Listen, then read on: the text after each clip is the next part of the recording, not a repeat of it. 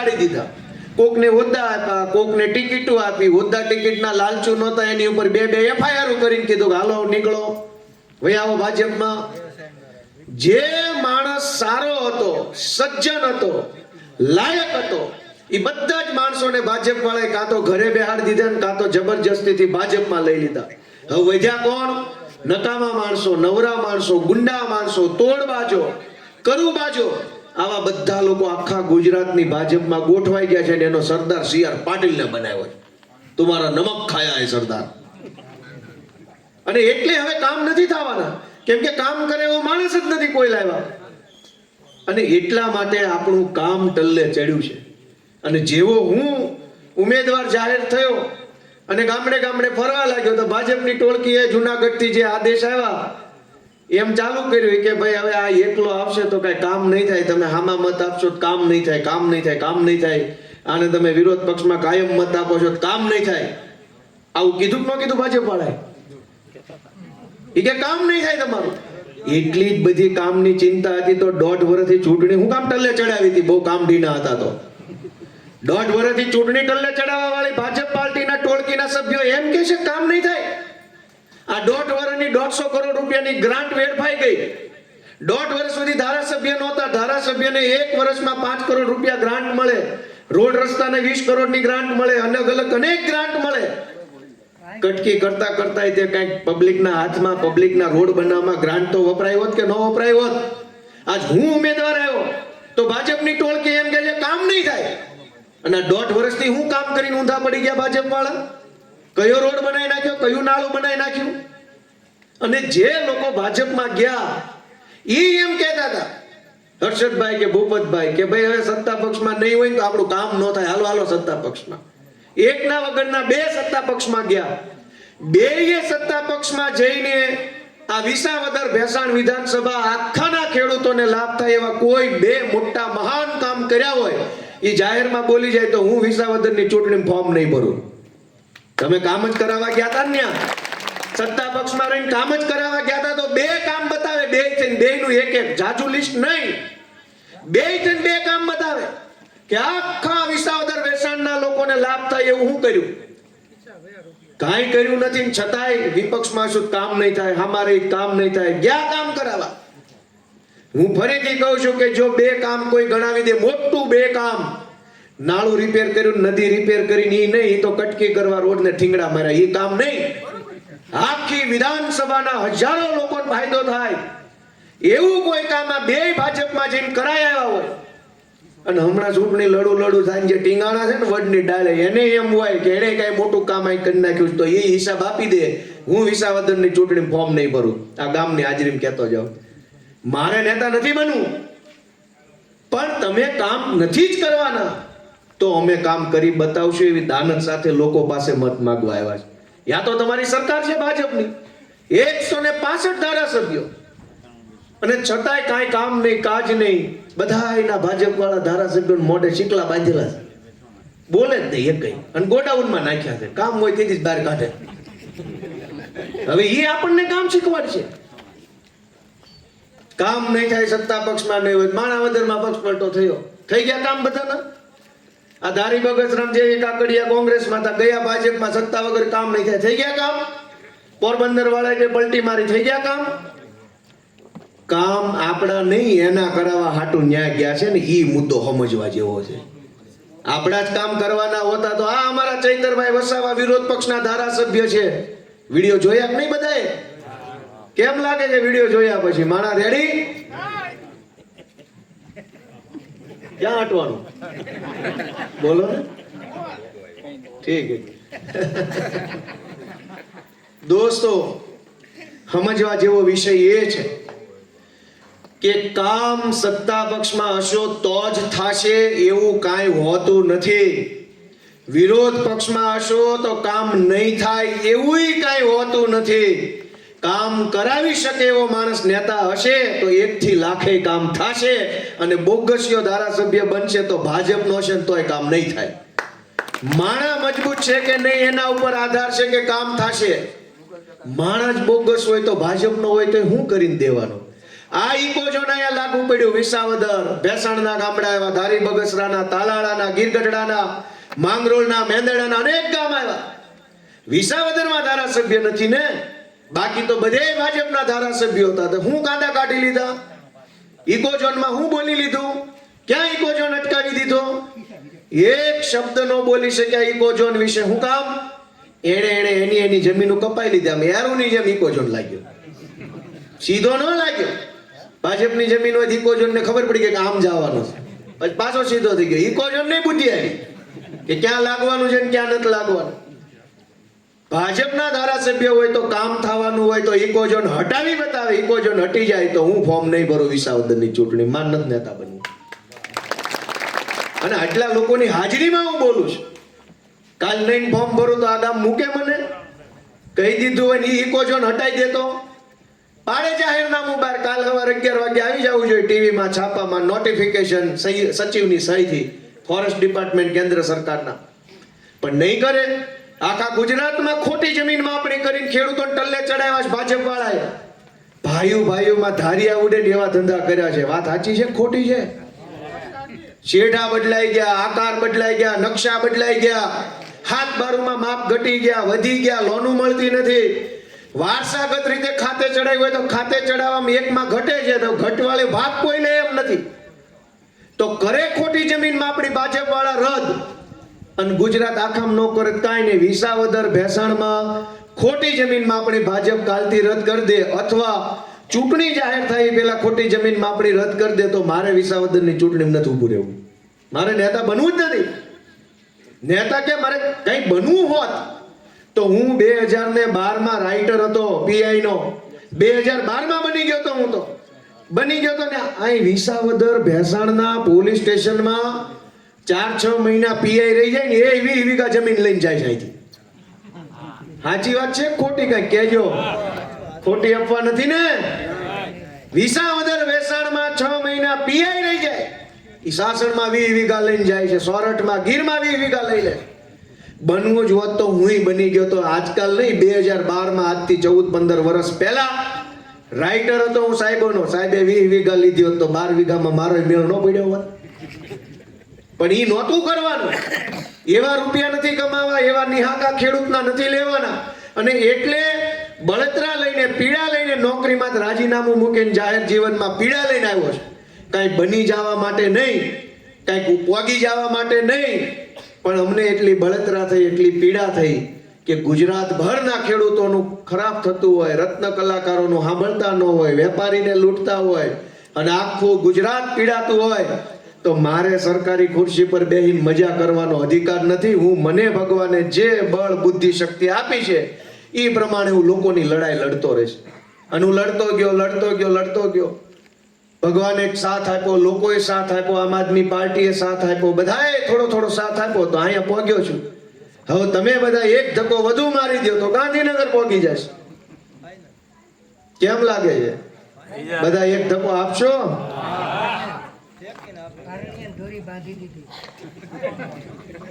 દોસ્તો, મારે તમને 2-3 વાત કહેવા જેવી છે કે આ વિસ્તારમાં અનેક પ્રશ્નો છે. પણ પ્રશ્ન એ નથી કે બહુ બધા પ્રશ્ન છે. પ્રશ્ન મોટામાં મોટો એ છે કે આટલા બધા પ્રશ્નો છે છતાં કોઈ બોલે એવો નેતા નથી.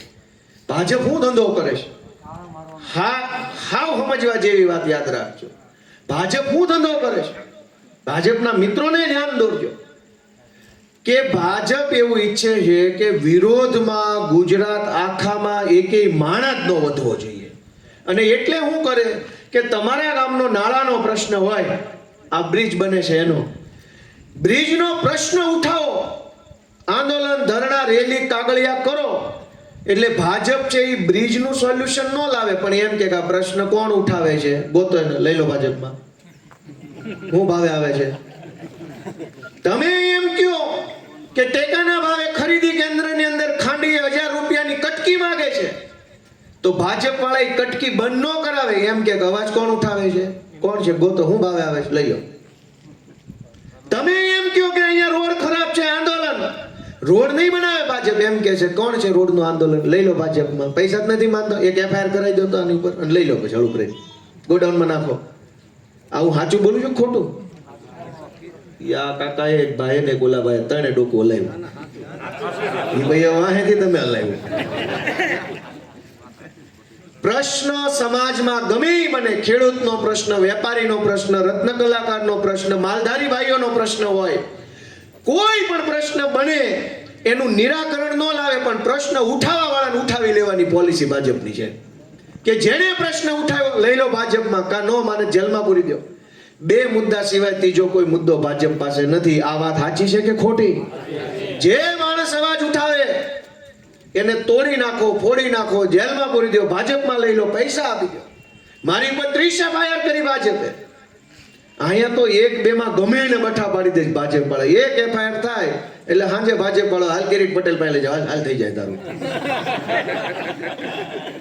30 એફઆઈઆર છે. કોઈનું એહસાન નથી જોતું મારે. ભાજપ વાળાનું કોઈ એહસાન ન જોઈએ. તમારી કાયદામાં, તમારી પોલીસમાં તાકાત હોય ફાંસી ચડાવી દેજો ગોપાલ ઇટાલિયન. એહસાન ન જોઈએ ભાજપનું. હું વકીલ છું, મારા માવતરે મને ભણાવ્યો, વકીલ બનાવ્યો, હું લડી લઈશ ભાજપ સામે. પણ ધંધા શું છે ભાજપના? જે માણસ અવાજ ઉઠાવે એની ઉપર એફઆઈઆર કરીને લઈ લો ભાજપમાં, કાં પછી પૂરદો જેલમાં. આ દાદાગીરી શું કામ કરે છે ભાજપ? કે કોઈ વિરોધમાં બોલે એવો માણસ વધવો જ ન જોઈએ. પ્રશ્ન સોલ્વ નથી કરવાનો, પ્રશ્ન ઉઠાવવા વાળાને જ ઉઠાઈ લેવાનો છે. એટલે કોઈ પ્રશ્ન જ ન વધે. પછી આ ગામમાં આવું બોલવા વાળો માણસ જ ન હોય તો ગામમાં બધું સુખ છે. દોસ્તો, આપણે વિચારવું પડશે કે ભાજપની પોલિસી શું છે. કે 156 ધારાસભ્ય 2022માં આવ્યા હતા ભાજપના, અને ઈ પછી ભૂપતભાઈ જેવાને, અર્જુનભાઈ જેવાને, આને તેને પક્ષ પલટા કરાવ્યા. ભૂપતભાઈને જો ભાજપ ન લઈ ગયું હોત તો કઈ એની સરકાર ભાંગી નહોતી જવાની, સરકાર નહોતી પડી જાય એમ ભાજપની. છતાંય હું કામ લઈ ગયા? સામે કોઈ માણા વધવો ન જોઈએ. ભૂપતભાઈ ભાજપમાં રહેતા તો શરમે ધર્મે ક્યારેક પાર્ટીના કહેવાથી 2 નિવેદન ભાજપની વિરુદ્ધમાં આપવા પડતા. ઈ શરમ ધર્મના 2 નિવેદન એ ભાજપને સાંભળવા નથી ગમતા ને, એટલે એણે કીધું કે લઈ લો, જે ભાવે આવે એ ભાવે. ટેકાના ભાવે ઉપાડ્યા, વગર રજીસ્ટ્રેશન માલ લઈ લીધો. રજીસ્ટ્રેશન નહીં કરાવવાનું. હું કામ? હામો માણસ વધવો ન જોઈએ. અને બીજી શું એનું કારણ છે ખબર છે તમને? જેટલા હોય એટલાને વેચાતા લઈ લેવાના, ડરાવી ધમકાવી ભાજપમાં લઈ લેવાનું બીજું મોટામાં મોટું કારણ ઈ છે કે માણસને કંટાળો લાવી દો. રાજકારણથી બધા આઘા ભાગવા જોઈએ. આ બહુ રસ લેવા માંડ્યા છે ને, એમાં ભાજપની વિરુદ્ધમાં હાલે છે. જેને હોય એને ખરીદો, જેને હોય એને જેલમાં પૂરો. ગામ કંટાળી જાય, ગામ હરેરી જાય, ગામ આઘાતમાં આવી જાય, ગામ અંદરથી થાકી જાય. મૂકો લપ પડતી કોઈ પાર્ટી નહીં ભાઈ. હું મારી વાડીએ છું, મન ન બોલાવતો મીટિંગમાં કોઈ નહીં. થાય કે નહીં? ગામને કંટાળો લાવી દેવા માટે થઈને આ કોશિશ ભાજપ કરે છે. ભૂપતની જરૂર નથી ભાજપને. તમને કંટાળો લાવી દેવાનો છે. રાજકારણમાંથી કંટાળો લઈને વાડીએ વૈયા જાવ તો ભાજપની વિરુદ્ધના એટલા મત ઘટતા થાય. આ પ્લાનિંગ હાલે છે. હું સાચું બોલ્યો કે ખોટું? આપણને સીધી રીતે હરાવી શકે એમ નથી ભાજપ. એટલે આપણને કંટાળો લાવી દે, આપણને થકવી નાખે, આપણને એમ થાય કાંઈ કરવું જ નથી ભાઈ. કોઈ પાર્ટીની સભા અમારા ગામમાં ન લાવતા. હું કામ? કે સભાઓ થાતી રહે, મિટિંગો થાતી રહે, વળી હામા મત આપતા રહે, વળી ભાજપને ઉપાડી રહે. એટલે આ ધંધો કરે છે. પણ તમારે બધાએ આ વખતે નિર્ણય છે ને બહુ મોટો નિર્ણય કરવાનો છે. કેમ કે વિસાવદરની ચૂંટણી આમ જોઈએ તો માત્ર 1.5 વર્ષની ચૂંટણી છે. માત્ર 1.5 વર્ષ. 1.5 એમાંય ઘટશે મને એવું લાગે છે. કેમ કે અત્યારે હમણાં હજુ ચૂંટણી આવશે, એ આવીને પૂરું થાય, ખળુબળું લેવાઈ જાય, ચૂંટણીની હારજીત થાય ત્યાં 3 મહિના એમ ટૂંકા થઈ જાય, ખળાવી જાય. અને પછી આવતી ચૂંટણી ઓરવવાની હોય, 3 મહિના પહેલા ચૂંટણી ઓરવવી પડે. હવે એ 3 મહિના ઓછા થાય. એટલે 8 પરથી 3 જાય તો 1.5 વર્ષ વધે, ખવા વર્ષ વધે, વર્ષ વધે. 1 વર્ષમાં ભાજપ વાળા ચૂંટાઈને કઈ ક્રાંતિ નથી કરી નાખવાના વિસાવદર ભેસાણ વિધાનસભામાં. પણ એ 1.5 વર્ષ પૂરતો ગોપાલ ઇટાલિયાને એક વકીલને તમારો મત આપો તો હું શું કરી શકીશ જોવા માટે આખું ગુજરાત રાહ જોઈ રહ્યું છે તમારી. તમે તો હશો જ એમાં ભેગા, આખું ગુજરાત રાહ જોવે છે કે કરશે હું. આને એકવાર મોકલો તો ખરા કે ગુનો સાંટ્યો છે. તો વાત સાચી કીધી ખોટી? આખું ગુજરાત રાહ જોવે છે. ચૂંટણી તો કડી વિધાનસભામાં છે. પણ ચિઠ્ઠીના કોઈ સંદેશ જાને વો કોણ સા દેશ, ક્યાં ગઈ ચૂંટણી રામ જાણે. અને વિસાવદરની વાત ઉઠે તો અમેરિકા સુધી થાય છે. નો થતી હોય ના પાડો. વિદેશથી હગાવાલાને ફોન આવ્યા કે ન આવ્યા, કોને મત દેવાનો છે કહેવાના. એ મેં કીધું એટલે નથી આવ્યા, એના આત્મામાંથી અવાજ આવી છે ને. જેના જેના આત્મામાંથી અવાજ આવી ને એને આખા ગામને ફોન કર્યા છે કે ભાઈ ચૂકતા નહીં હો આ મોકો. એ દિલમાંથી અવાજ નીકળ્યો, બધાના દિલમાંથી. હું કહું એમ નથી થતું, પણ 1000 હાથ વાળો કંઈક ઈચ્છે છે. કેમ કે જે દિવસે ગુજરાતમાં મહારાષ્ટ્રથી ગુજરાત અલગ પડ્યું અને હળંગ 30 વર્ષ સુધી કોંગ્રેસની સરકાર આવી અને 30 વર્ષ સરકાર ટકી ગઈ એટલે એને નશો ચડી ગયો, સત્તાનો અભિમાન આવી ગયું અને જેમ ભાવે એમ ખેડૂતો ઉપર ગોળીબાર કર્યો અને ખેડૂતોને ત્રાસ કર્યો. અને પછી ગુજરાતની જનતાએ નક્કી કર્યું કે 30 વર્ષ થઈ ગયા છે, હવે માથે ચડે છે અને માપમાં લાવવા પડે. તો એ માપમાં લાવવાની શરૂઆત વિસાવદર ભેસાણથી થયેલી ને અહીંથી કેશુ બાપાને ગાંધીનગર મોકલ્યા તેથી 30 વર્ષ જૂની સરકાર પડી. તે વળી હવે 30 વર્ષનું સકડું પૂરું થઈ ગયું છે. ભાજપનો ટાઈમ આવી ગયો છે અને 30 વર્ષ પૂરા થઈ ગયા છે એટલું નહીં, ચૂંટણી વિસાવદરમાં જ આવી છે પાછી. ઠેકાણું બરાબરનું આવ્યું છે. તો 1000 હાથ વાળો કંઈક તમારી પાસે કરાવવા માંગે છે, એ કરજો પાછા.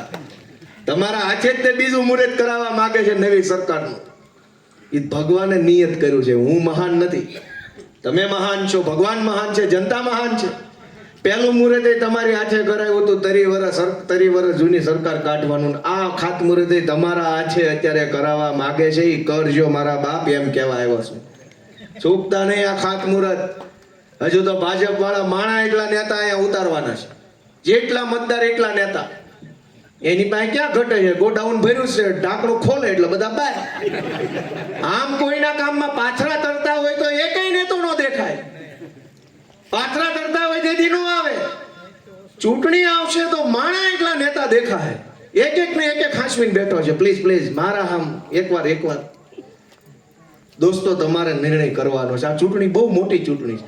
તમને બધાને ખબર છે, હું તો નાનો માણસ છું, મારી પાસે કાંઈ છે નહીં. ભગવાનની દયાથી ભગવાને આપેલું બળ છે, બુદ્ધિ છે, હિંમત છે, આવડત છે, અનુભવ છે. એ સિવાય મારી પાસે કાંઈ છે નહીં. હું તમને ચાય પીવડાવી શકું એમ નથી. લ્યો ને ખોટું ક્યાં કહેવું, પણ હું તમને ચૂંટણીમાં ચા નહીં પીવડાવું. એ પછી જે તમે મને જીતાડશો તો હું તમને ક્યારેય તે ચા પાણીનો ખર્ચો નહીં અપાવવા દઉં. સરકારી ઓફિસ વાળા જે ચા પાણી લે ને એ તમારે નહીં દેવા પડે. નહીં હું તમને ચા પીવડાવું, નહીં તમારે એને ચા પાણી પીવડાવવાનું. સારું, એ તમારું સારું છે કે નથી? તમારે તમને ચા નહીં પીવડાવવાની, તમારે સાહેબને ચા નહીં પીવડાવવાની. નકર મારા બેટા આવકનો દાખલામાં ચા પાણી માગે છે. અને હારા કેવી ચા પીતા છે, 2-2 હજાર 5-5 હજાર. કયું પાણી કયું દૂધ વાપરતા છે 2000 ની ચા પીવે?